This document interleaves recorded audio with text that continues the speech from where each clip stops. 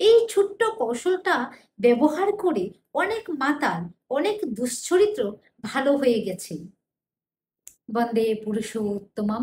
পরমপিতা রাতুল শ্রীচরণে প্রণাম জানিয়ে আপনাদের প্রতি প্রত্যেককে রানন্দিত জয়গুরু জানিয়ে শুরু করছি আজকের কৃষ্ণ প্রসঙ্গ।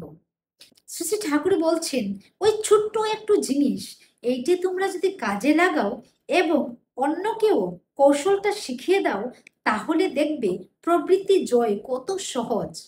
শ্রী শ্রী ঠাকুর বলছেন, রসগোল্লার পরে আমার অত্যন্ত লোভ ছিল। অনেক সময় ধার করে রসগোল্লা খেতাম। একবার বেশ কয়েক টাকা বাকি পড়ল। দোকানদার পরিষ্কার জানিয়ে দিল, ভালো কথায় যদি টাকা না দেন তাহলে যে কোনো ভাবে টাকা আদায় করব। ভদ্রলোকের ছেলে, আপনার লজ্জা করে না? বাকি করে রসগোল্লা খান, পয়সা দেবার নাম নেই।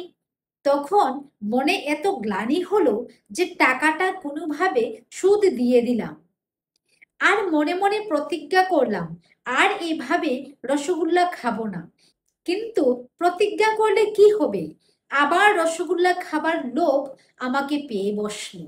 মনে মনে ভাবতে লাগলাম, যাক আজ খাই, একদিন খেলে আর কি হবে।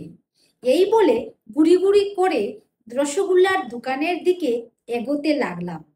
তখনই আবার মনে হলো, লোভ তো আমাকে টেনে নিয়ে যাচ্ছে, লোভের কাছে তো আমি হেরে যাচ্ছি। এই বলে দাঁড়িয়ে পড়লাম। দাঁড়িয়ে থেকে মনে হলো কে যেন আমাকে হিড় হিড় করে রসগোল্লার দোকানের দিকে টানছে। তখন সোজা মাটিতে শুয়ে পড়লাম। শুয়েও মনে হতে লাগলো আমি নিজেকে সামলাতে পারবো না, আমাকে টেনে নিয়েই যাবে। তখন অড়হর ক্ষেতে ঢুকে দুই হাত দিয়ে অড়হর গাছগুলি জড়ায়ে ধরে পড়ে থাকলাম। ভিতরে তখন দারুণ তুলপাড় করছে। মন একবার বলছে, যা না, রসগোল্লা খেলে কি হবে, ওটা তো এমন অখাদ্য কিছু নয়। আর বেশি বাকি না পড়লেই হলো, সময় মতো যদি সুদ দিয়ে দিস কিংবা বাকি না করিস তাহলে ক্ষতি কি? পরক্ষণেই বলছে, না, লোভকে প্রশ্রয় দিলে আরো পেয়ে বসবে, যাওয়া হবে না। এইভাবে প্রায় ঘন্টা খানেক কেটে গেল। তারপর দেখলাম রসগোল্লা খাবার ঝোঁকটা যেন কমে গেল। ধীরে ধীরে বাড়ি ফিরে আসলাম। দ্বিতীয় দিন ওই সময় মার কাছে মার খেয়ে কেটে গেল। তৃতীয় দিন আবার যাব মন করতেই হেমচৌধুরীর সঙ্গে ইচ্ছে করে ঝগড়া বাঁধিয়ে দিলাম। সে ঝগড়া করবে না, কিন্তু আমার যে ঝগড়া না করলেই নয়, আমার যে সময়টা কাটিয়ে দেওয়া চাই। তারপর মনে করলাম, অড়হর খেতে শুবারই বা কি দরকার, খামাখা ঝগড়া করবারই বা কি দরকার। ব্যাপার তো হলো, ঝোঁকটা যখন চাপে তখন অন্যভাবে ব্যস্ত হয়ে সময়টা কাটিয়ে দেওয়া।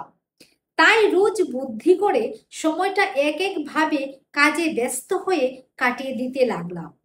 ক্রমে ক্রমে রসগোল্লার লোভ আমার আয়ত্তে আসলো। কিন্তু তা সত্ত্বেও পুরো 3 বছরের মধ্যে আর রসগোল্লা খাইনি। যে কোনো প্রবৃত্তিকেই এইভাবে বশে আনা যায়। প্রবৃত্তির খেয়াল যেই চাপে, সেই মুহূর্তেই অন্য কোনো প্রীতিকর সৎ কাজে আত্মনিয়োগ করে শরীর মনকে ও থেকে দূরে রেখে দিতে হয়। তাহলে আস্তে আস্তে ওটা তখনকার মতো উবে যায়। যখন যখন ওই আবেগ পেয়ে বসতে চাই, তখন তখনই ওই রকম করতে হয়। বারবার এই রকম করতে করতে প্রবৃত্তির বন্ধন ঢিলে হয়ে পড়ে। ছোট্ট একটু জিনিস এইটি তোমরা যদি কাজে লাগাও এবং অন্যকেও কৌশলটা শিখিয়ে দাও, তাহলে দেখবে প্রবৃত্তি জয় কত সহজ। আমি অনেককে একথা বলেছি। অনেক মাতাল, অনেক দুশ্চরিত্র এই সামান্য তুকটা প্রয়োগ করে ভালো হয়ে গেছে। তবে ইচ্ছা ও অনুশীলন একসঙ্গে দুটি জিনিস থাকা চাই। জয় গুরু।